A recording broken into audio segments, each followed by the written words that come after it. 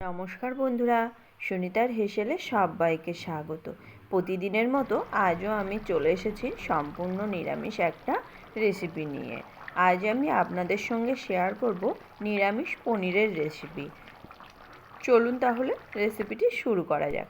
এখানে দেখুন আমি 300 গ্রাম পনির নিয়েছি। পনিরটাকে আমি একটু ছোট টুকরো করে কেটে নিয়েছি। আর এখানে আমি কিছুটা পরিমাণ আলু নিয়েছি। আলুগুলোকেও আমি একটু ছোট সাইজের টুকরো করে কেটে পরিষ্কার করে ধুয়ে নিয়েছি। এবার আমি ওভেনে একটা কড়াই বসিয়ে দিয়েছি। কড়াইতে পরিমাণ মতো সর্ষের তেল দিয়ে দিয়েছি। তেলটা খুব ভালো করে গরম হয়ে গেলে ওর মধ্যে আমি প্রথমেই আলুগুলোকে একটু ভেজে নেব।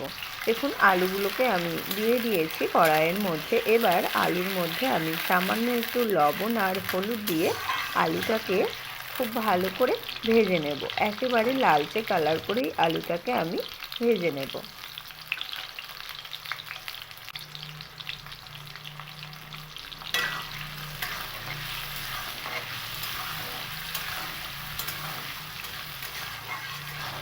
দেখুন আলুগুলো কিন্তু খুব ভালো করে ভাজা হয়ে গেছে। একেবারে লালচে কালার করেই আলুগুলোকে আমি ভেজে নিয়েছি। এবার এই আলুগুলোকে আমি একটা পাত্রে তুলে নেব।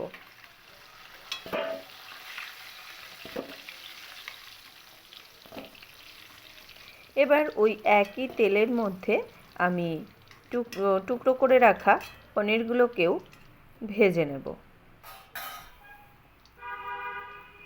দেখুন এখানে আমি পনিরের টুকরোগুলোকে তেলের মধ্যে দিয়ে দিয়েছি। এখানে একবারে আমি পনিরের টুকরোগুলো কিন্তু দেইনি, আমি ব্যাচ ওয়াইজ ভাজবো পনিরের টুকরোগুলোকে। এখানে আমি প্রথমে কিছু পনির দিয়ে দিয়েছি।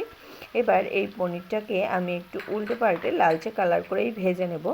আর এখানে আমি পনির ভাজার সময় আর এক্সট্রা করে কিন্তু লবণ অ্যাড করিনি।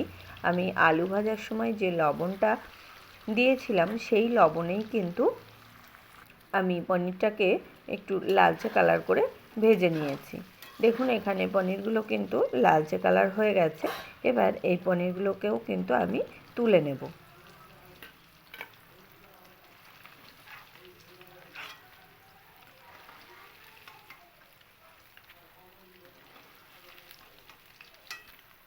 এবার ওই একই তেলের মধ্যে আমি বাকি যে পনিরগুলো আছে সেই পনিরগুলোকেও কিন্তু ভেজে নেব। একই রকমভাবেই আমি বাকি পনিরগুলোকেও ভেজে নেব।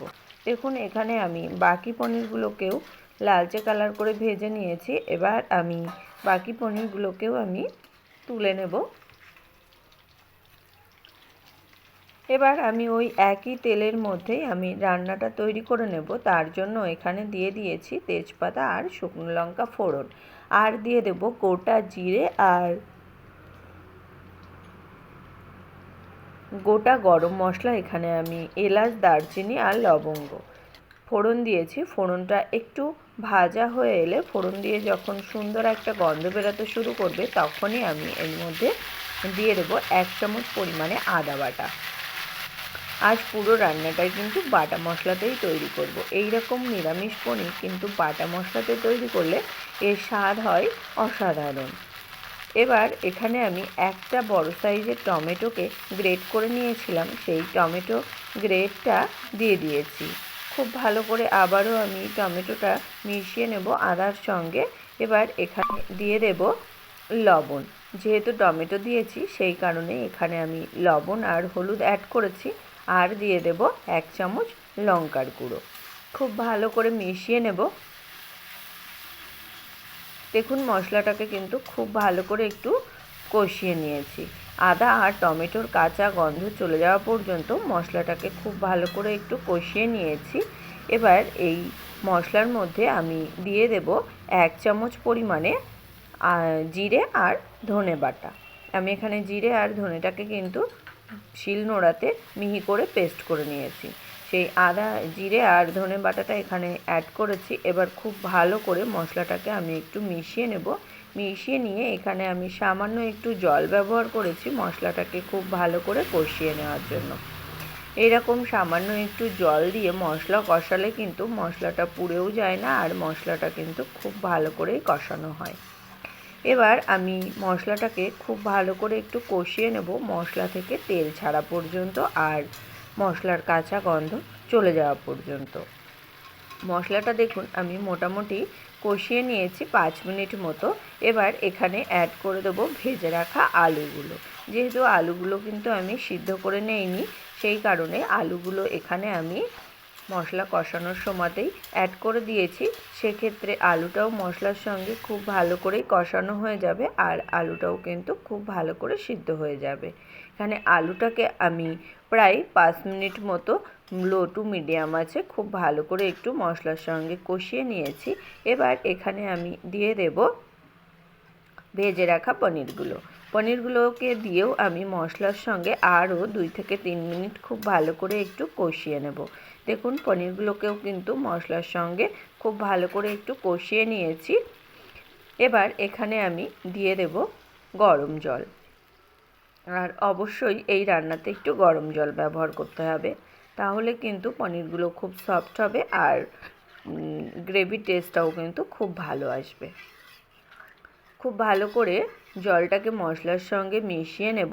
মিশিয়ে নিয়ে আমি গ্রেভিটাকে ঢাকা দিয়ে লো টু মিডিয়াম আছে প্রায় 10 মিনিট মতো আমি রান্না করে নেব। দেখুন ফিরে এলাম 10 মিনিট পরে। এখানে আমাদের আলু পনিরের তরকারি কিন্তু একদম রেডি হয়ে গেছে। এবার আমি উপর থেকে সামান্য একটু ধনেপাতা কুচি ছড়িয়ে দেব।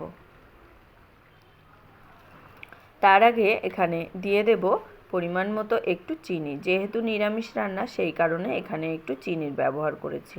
আর দিয়ে দেব কিছুটা পরিমাণ ধনেপাতা কুচি।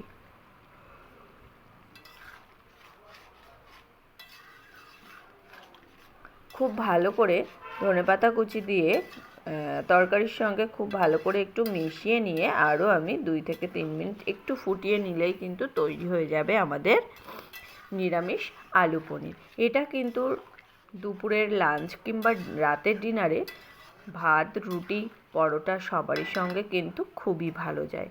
তাহলে বন্ধুরা আমার এই নিরামিষ পনিরের রেসিপিটি আপনাদের কেমন লাগলো অবশ্যই কিন্তু কমেন্ট করে জানাবেন। যদি ভালো লেগে থাকে তাহলে একটা লাইক করবেন আর সাবস্ক্রাইব করে পাশে থাকার অনুরোধ রইল। তাহলে বন্ধুরা আজকের মতো এই পর্যন্তই। আবার দেখা হবে নতুন কোনো রেসিপি নিয়ে। ভালো থাকবেন, সুস্থ থাকবেন। ধন্যবাদ।